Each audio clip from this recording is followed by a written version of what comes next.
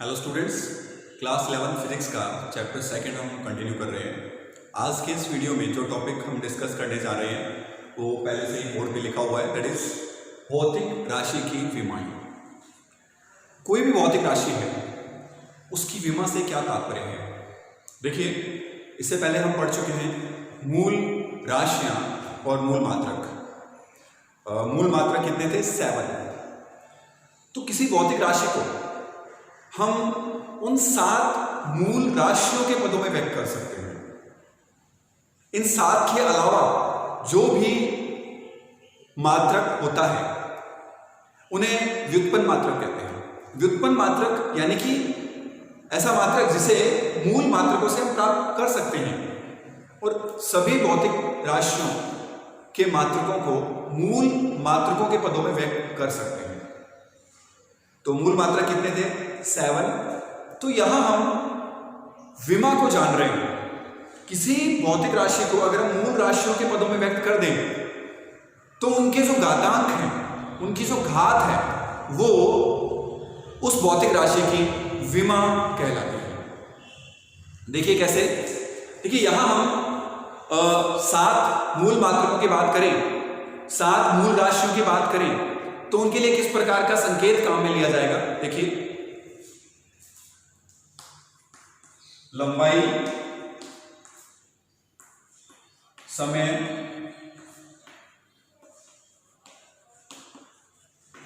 द्रव्यमान, विद्युत धारा,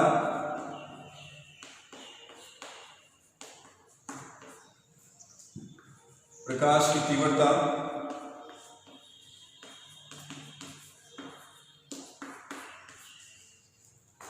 और ताप।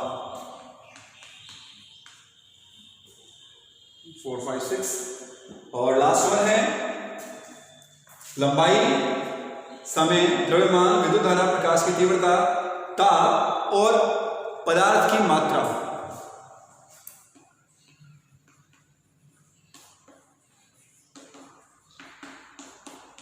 ये 7 मूल राशियां हैं और इनके जो मात्रक हैं वो मूल मात्रक कहलाते हैं। तो अब लंबाई को किस प्रकार से व्यक्त करेंगे हम? कैपिटल एल से। समय के लिए T, length L, time T, mass द्रव्यमान, विद्युत धारा एम्पियर ए, इसको हम सीडी से लिखते हैं, कैंडेला। ताप को लिखते हैं के से, और केल्विन, और पदार्थ की मात्रा को हम लिखते हैं मोल से, मोल। तो ये 7 मूल मात्रक हैं, इनको हमने एक बार रिवाइज कर लिया। तो यहां इस भौतिक राशि के लिए हम L काम में लेंगे, समय के लिए T काम में लेंगे, लंबाई के लिए M, विद्युत धारा के लिए A, प्रकाश की तीव्रता के लिए CD, पदार्थ की मात्रा के लिए मोल का उपयोग किया जाएगा। अब आपके लिए इंपॉर्टेंट है क्योंकि इन संकेतों का उपयोग करेंगे। अब आपको बताया गया कि किसी भी भौतिक राशि को इसके पदों में व्यक्त किया जा सकता है। जैसे हम बात करें क्षेत्रफल की। क्षेत्रफल क्या होता है? लंबाई गुणा लंबाई, लंबाई गुणा चौड़ाई, या फिर लंबाई गुणा लंबाई। तो ये हो गया लंबाई का वर्ग, लंबाई का स्क्वायर। तो इसको हम लिखेंगे L2, L घात 2 लिखेंगे। इस प्रकार से व्यक्त किया जाएगा। क्लियर है? तो यहां पर ये लिखने का तरीका है कि आप किस प्रकार से इसे व्यक्त करेंगे। अगर कोई भौतिक राशि, इनका कॉम्बिनेशन हो, लंबाई, समय, द्रव्यमान, विद्युत धारा, इन सब का कॉम्बिनेशन हो, तो उस भौतिक राशि को हम किस प्रकार से व्यक्त करते हैं। देखिए,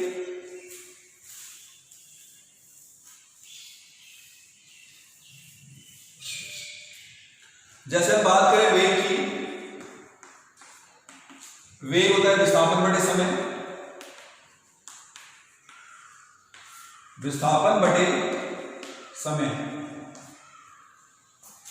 विस्थापन लंबाई है, समय तो लंबाई और समय के पदों में तो इसको हम लिखें लंबाई L और इसको लिख दें T, L T माइनस 1। इसे हम इस प्रकार से व्यक्त कर सकते हैं। तो वेग L T माइनस 1। अब इनके जो घात है, लंबाई मूल राशि की जो घात है वो 1, समय की जो घात है वो -1। तो देखिए इसकी जो विमा है वो 1 -1 है। लंबाई की विमा इसकी 1 है, समय की विमा -1 है वेग के लिए। तो ये जो घातांक है उन्हें कहते हैं हम विमाएं। तो वेग की विमा इस प्रकार से। अब देखिए यहां पर हम द्रव्यमान की विमा देखें तो वो क्या होगी, m की घात 0। तो इसको हम m0 L1 T माइनस 1 लिखेंगे। m0 L1 T माइनस 1 के पदों में इसे व्यक्त किया जाता है। 0 1 -1 इसकी क्या हुई, विमाएं, वेग की विमाएं। करेक्ट। तो यहां किसी भी भौतिक राशि को इस प्रकार से व्यक्त किया जा सकता है। और ये क्या है, मूल राशि। किसी भी भौतिक राशि का रिप्रेजेंटेशन मूल भौतिक राशियों के पदों में किया जा सकता है। और मूल राशियों की जो घातांक है, इनके जो घातांक है वही इसकी विमाएं हैं। तो इन घातांकों को क्या कहते हैं, विमाएं। तो वेग के लिए द्रव्यमान की विमा 0, लंबाई की विमा 1 और समय की विमा -1। ये जानने के लिए आपको इस बात की जानकारी होनी चाहिए कि ये भौतिक राशि किन मूल राशियों के मिश्रण से बनी है, किन मूल राशियों से मिलकर बनी हुई है। ये जानकारी आवश्यक है। जैसे बल की बात करें, बल के लिए निकाल दें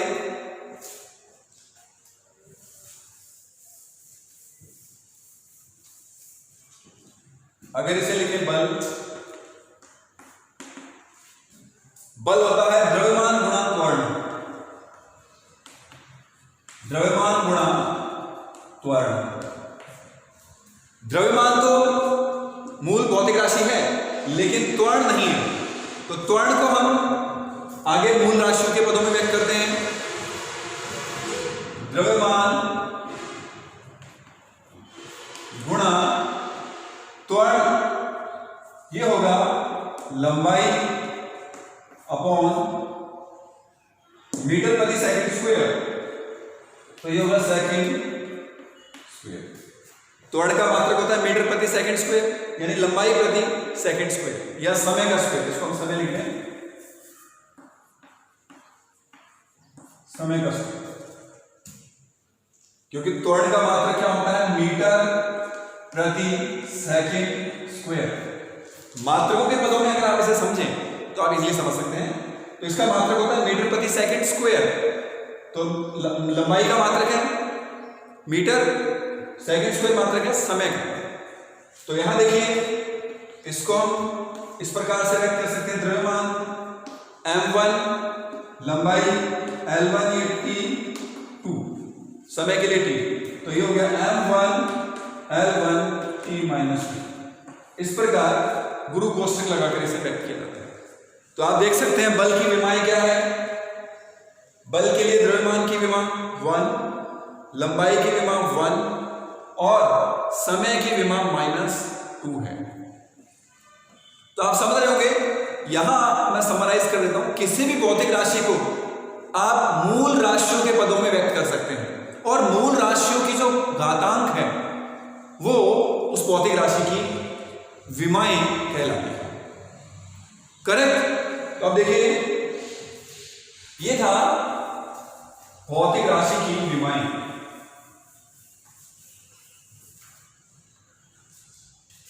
अब हम भौतिक राशि की विमाओं के बाद में पढ़ रहे हैं विमीय समीकरण और विमीय सूत्र। दो चीजें पढ़ रहे हैं, विमीय सूत्र और विमीय समीकरण। देखिए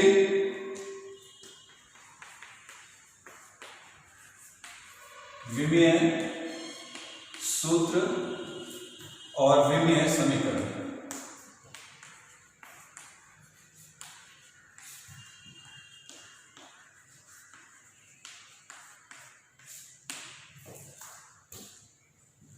आपको तीन चीजें समझनी है, एक तो विमा, विमीय सूत्र और विमीय समीकरण। तीन चीजों में डिफरेंस है। विमाएं तो केवल क्या है, घातांक, और विमीय सूत्र क्या है, अभी जो ब्रैकेट के रूप में जो लिखा था वो विमीय सूत्र है। जैसे बल के लिए हमने क्या लिखा था, बल का जो विमीय सूत्र है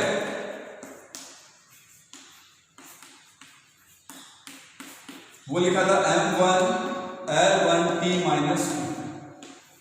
इसे कहते हैं विमीय सूत्र।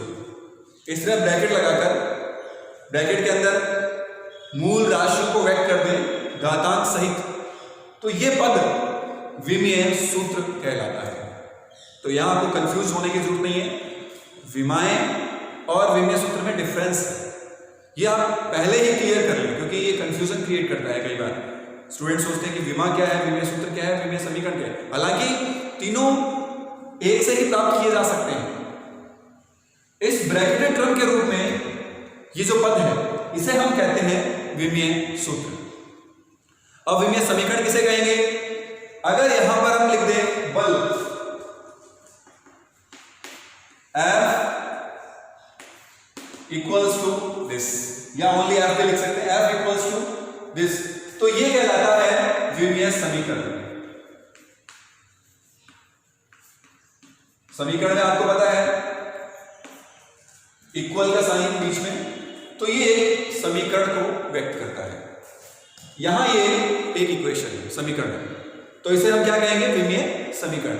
अगर आपसे कहा जाए बल का विमीय समीकरण लिखिए, तो आप F इक्वल्स टू दिस लिखेंगे, तो वो विमीय समीकरण को व्यक्त करेगा। करेक्ट। तो विमा क्लियर है, विमीय सूत्र क्लियर है और विमीय समीकरण क्लियर है। तो यहां कुछ और भौतिक राशियां लेते हुए हम यहां पर विमीय समीकरण और विमीय सूत्र प्राप्त करते हैं। देखिए, अब इन जनरल हम बात करें, इन जनरल जो भी पढ़ा है इसको हम समराइज करें इस प्रकार से। देखिए, कोई भौतिक राशि है Q, इसको हम लिख दें MALBTC,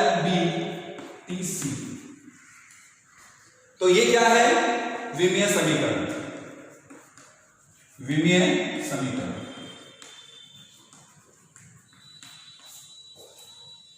इस प्रकार आप चाहें तो यहां भी ब्रैकेट लगा सकते हैं या लगाने की आवश्यकता नहीं है, विदाउट ब्रैकेट भी लिख सकते हैं। तो Q इक्वल्स टू दिस, ये क्या है, विमीय समीकरण। ये क्या है, विमीय सूत्र, इसकी बात करें। और ABC क्या है, ABC विमाएं, ये है विमाएं। क्लियर है। तो आप जब भी लिखें MLT का सीक्वेंस ब्रेक नहीं करेंगे। आपको M पहले लिखना है, L बाद में लिखना है, T उसके बाद लिखना है। अगर एम्पियर भी हो तो उसको यहां लिखेंगे, एम्पियर को इसके बाद में लिखा जाएगा। तो मेनली आप इन चार का यूज करेंगे। केल्विन है तो केल्विन भी आप इसके बाद लिखेंगे, T के बाद लिखेंगे। तो मुख्यतः आप देखेंगे कि अधिकतर आप 5 का यूज कर रहे हैं। मोल और कैंडेला जो है उनका यूज आपके सिलेबस में नहीं मिलेगा। केल्विन, ताप और विद्युत धारा, विद्युत धारा का यूज आपको मिल जाएगा, राइट। देखिए, विमा, विमीय सूत्र और विमीय समीकरण क्लियर है। अब हम कुछ एग्जांपल्स लेते हुए विमीय समीकरण प्राप्त कर रहे हैं या विमीय सूत्र प्राप्त कर रहे हैं। किस प्रकार से दी हुई भौतिक राशि का विमीय सूत्र या विमीय समीकरण प्राप्त करेंगे। देखिए, जैसे हमें दिया हुआ है आयतन,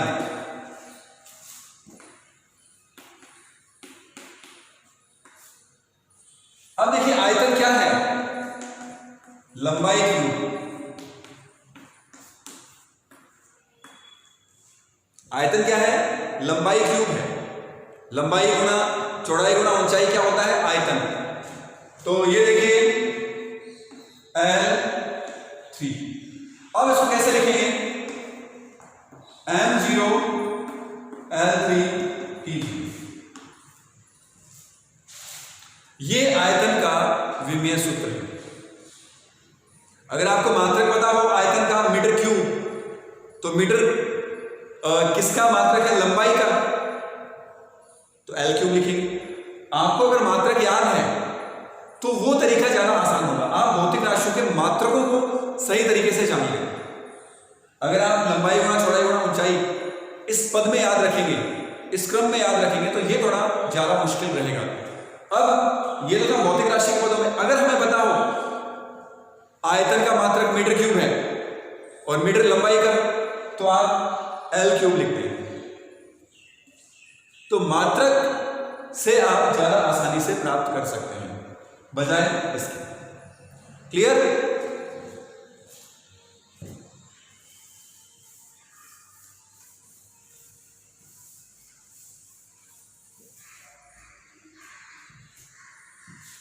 अब हम बात करते हैं घनत्व की, द्रव्यमान घनत्व।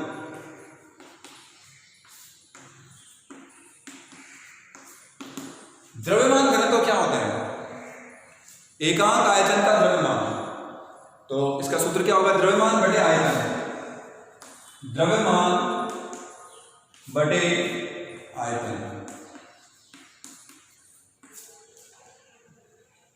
द्रव्यमान आयतन, इसका मात्रक किलोग्राम और ये मीटर क्यूब। तो क्या लिखेंगे इसे? द्रव्यमान के लिए m1 और आयतन के लिए अभी लिखा था L क्यूब। यहां देखें, मीटर क्यूब से कंफ्यूज मत होना, मीटर लंबाई का मात्रक है। कई बार स्टूडेंट्स कंफ्यूज हो जाते हैं, इस मात्रक को कैपिटल M में काउंट कर लेते हैं, क्योंकि ये भी m है और ये भी m है। तो m मीटर जो है वो लंबाई के लिए है, तो ये हो गया m1 L क्यूब। तो इसको लिखेंगे m1 L माइनस 3t0। तो ये हो गया द्रव्यमान घनत्व का विमीय सूत्र। क्लियर है?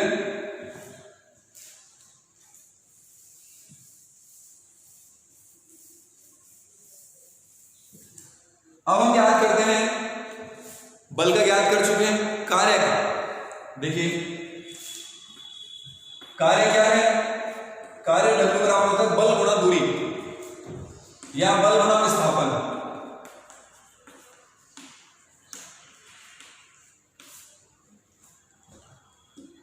बल क्या है? द्रव्यमान गुणा त्वरण।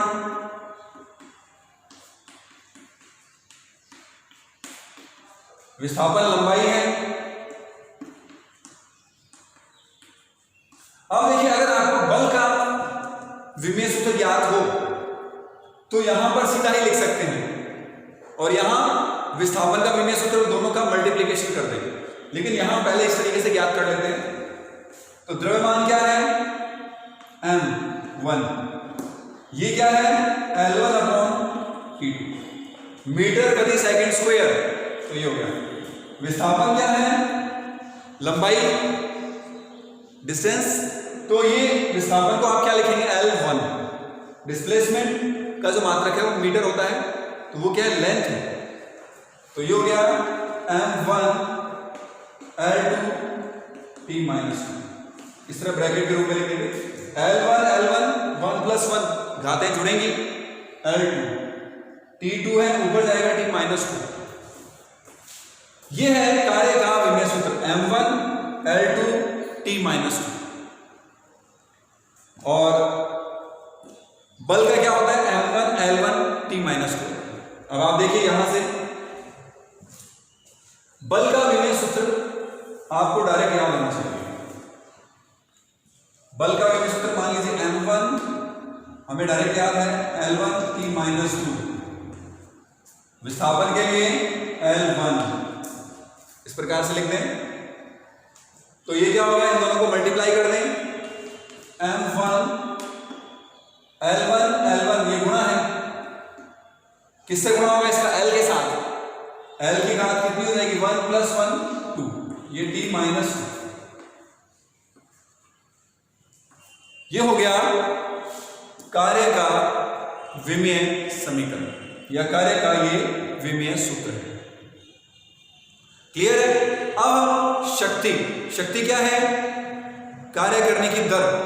तो इसको परिभाषित करें हम W बराबर W/T, W के पदों में अगर लिखें कार्य बटा समय क्या होता है? शक्ति। तो देखिए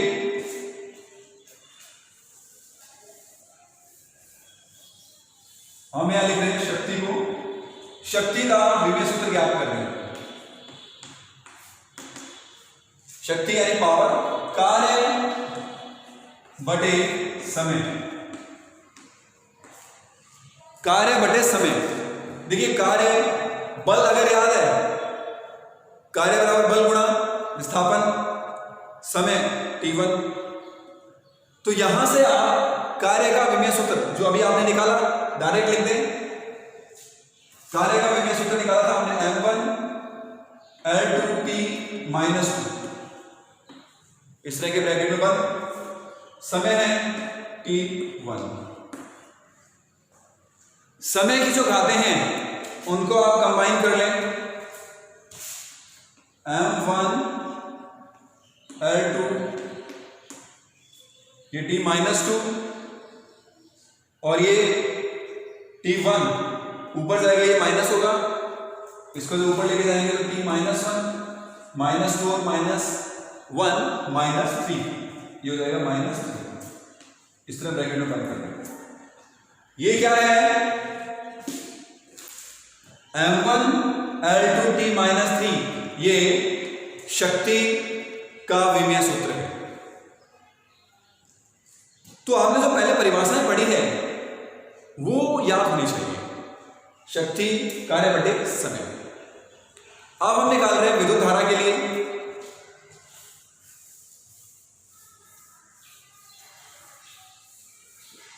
विद्युत धारा के लिए अगर लिखें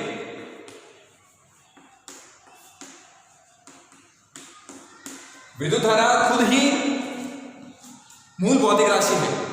इसका जो मात्रक है मूल मात्रक है, इसका मात्रक होता है एम्पियर। तो देखिए इसको क्या लिखेंगे? ए, या इसको लिख दें M0L0T0A1। तो ये व्यक्त कर रहा है विद्युत धारा को। परंतु अगर आपसे पूछा जाता आवेश, आवेश का विमेय सूत्र ज्ञात कीजिए, तो क्या होगा? देखिए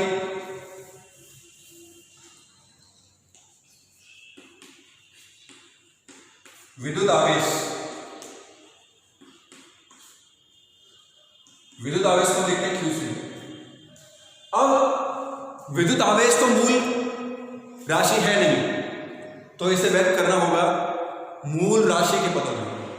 तो यहां विद्युत धारा की जो परिभाषा है वो क्या है?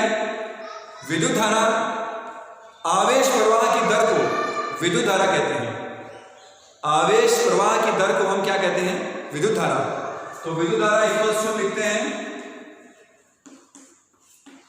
विद्युत धारा I इक्वल्स टू आवेश बटा समय।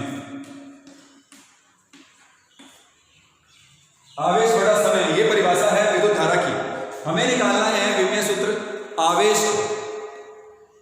तो विद्युत धारा गुणा समय, आवेश बराबर क्या होगा? विद्युत धारा गुणा समय।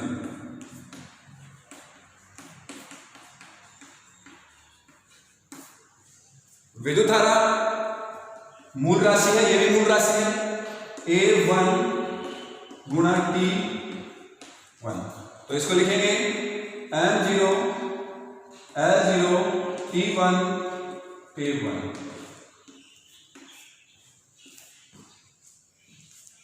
AT जो है वो आवेश को व्यक्त करता है। ये बहुत इंपॉर्टेंट है। आप जैसे जैसे आगे बढ़ेंगे आवेश का यूज है वो बढ़ेगा, स्पेशली 12th क्लास के अंदर।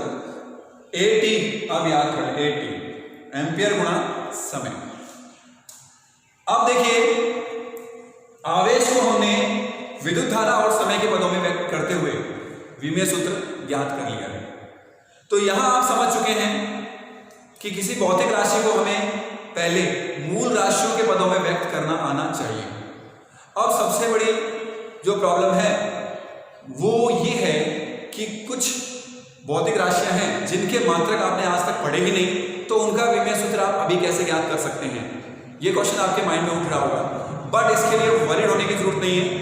जो चैप्टर्स आगे आगे बढ़ेंगे वैसे वैसे उन मात्रकों का यूज करेंगे और वो मात्रक याद हो जाएंगे। अभी केवल क्या जानना है? प्रोसेस, विमा क्या है, विमेय सूत्र क्या है, विमेय समीकरण क्या है, और आप किस प्रकार से विमेय सूत्र ज्ञात कर सकते हैं। प्रोसेस पता होना चाहिए। तो इंपॉर्टेंट है प्रोसेस को जानना, उस प्रक्रिया को जानना। तो हमें यहां तक पहुंचने की प्रक्रिया पता होनी चाहिए। जैसे जैसे आप आगे बढ़ेंगे बहुत सारे नई भौतिक राशियों का समावेशन होगा और उनका आप मात्रक जानेंगे, तो वहां से आप उसका विमेय सूत्र ज्ञात कर सकते हैं। करेक्ट? जैसे विद्युत धारिता का विमेय सूत्र आप अभी याद नहीं कर सकते, लेकिन जब आप 12th में विद्युत धारिता की परिभाषा पढ़ेंगे तो आप वहां से विद्युत धारिता का विमेय सूत्र लिख सकते हैं। लेकिन वही स्टूडेंट्स लिख पाएंगे जिनको ये प्रोसेस पता हो। तो बार बार आप यूज करेंगे तो हमें ट्रिक्स भी मिलने लगती है कि कौन सा सूत्र काम में लिया जाए। क्लियर है?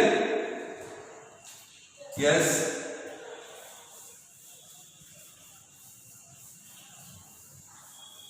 अब हम बात कर रहे हैं आवेग की।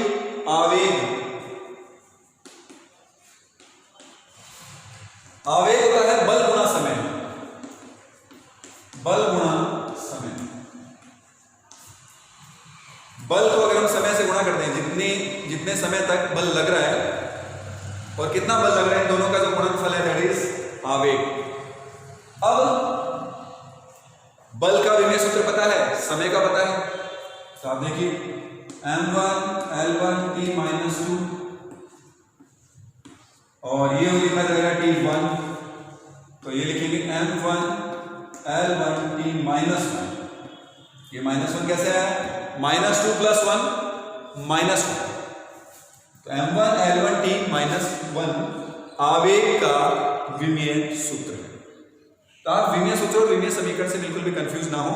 अगर आपने विमेय सूत्र ज्ञात कर लिया तो यानी आपने विमेय समीकरण भी ज्ञात कर लिया है। करेक्ट? अब हम जो पूरक मात्रक हैं उनके विमेय सूत्र ज्ञात करते हैं, क्योंकि मूल जो मात्रक हैं उनके विमेय सूत्र को उसको संकेत के रूप में लिखे और घात 1 लिखे, लेकिन पूरक मात्रक कोण और घन कोण, देखिए पूरक मात्रकों के विमेय सूत्र।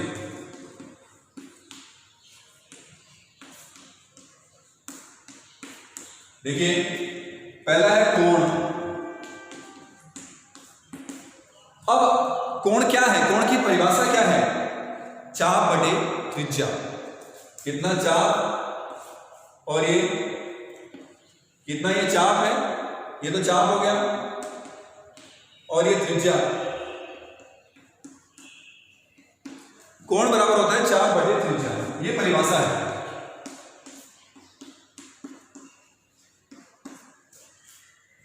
चाप को किस में मापते हैं? चाप क्या है? एक दूरी है, इसको मापते हैं, यानी क्या है? ये लंबाई है। त्रिज्या भी क्या है? लंबाई है। तो देखिए लंबाई बटा लंबाई, मीटर बटा मीटर क्या होगा? 0। लंबाई बटा लंबाई,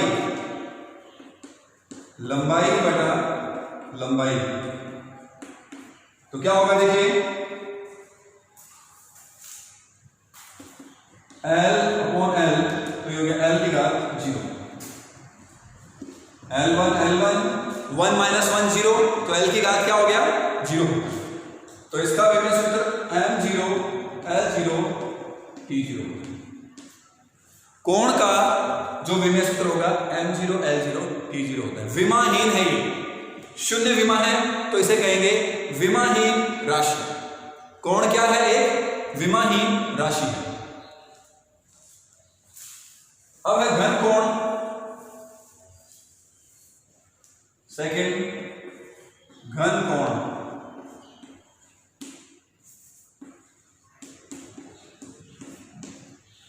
घन कोण यानी इसका मात्रक हमने लिया था स्टेरेडियन और उसका रेडियन लिया था कोण का। सॉलिड एंगल 3 डायमेंशनल कोण जो है उसे हम घन कोण कहते हैं। आपको बताया था अगर कोई क्षेत्रफल दिया हुआ है तो किसी बिंदु के सापेक्ष इस क्षेत्रफल का जो कोण होगा ये कहलाता है घन कोण। और घन कोण किसके पदों में व्यक्त होता है? क्षेत्रफल अपॉन त्रिज्या का स्क्वायर। ये क्षेत्रफल कितना है डिवाइड बाई ये जो दूरी है ये कितनी है, तो क्षेत्रफल बटा त्रिज्या का स्क्वायर, क्षेत्रफल अपॉन त्रिज्या का स्क्वायर। क्षेत्रफल लंबाई का वर्ग, त्रिज्या क्या है लंबाई, तो यहां भी लंबाई का वर्ग होगा।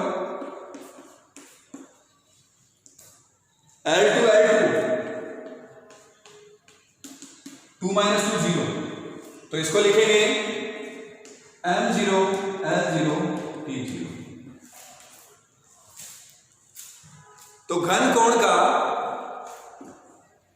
विमीय सूत्र आप देख सकते हैं M0 L0 T0, और इस प्रकार घन कोण क्या है? विमाहीन राशि, डायमेंशनलेस फिजिकल क्वांटिटी है। क्लियर?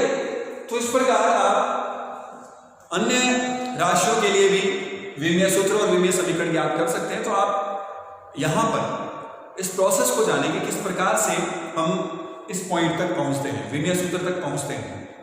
कोई भौतिक राशि लें और उसको मूल राशियों तक कन्वर्ट कर दें,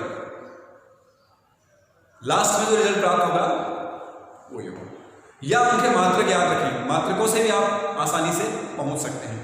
होपफुली ये पूरा प्रोसेस आपको समझ में आया है। आज का वीडियो बहुत ज़्यादा इंपॉर्टेंट है क्योंकि इसमें जो पढ़ा है आपने वो आगे बहुत ज़्यादा यूज होने वाला है। 11-12 दोनों के ही क्वेश्चन पेपर में आप देख सकते हैं विमा पूछी जाती है। कम से कम 2-3 मार्क्स के क्वेश्चंस विमा पर आधारित होते हैं। Yes, thank you.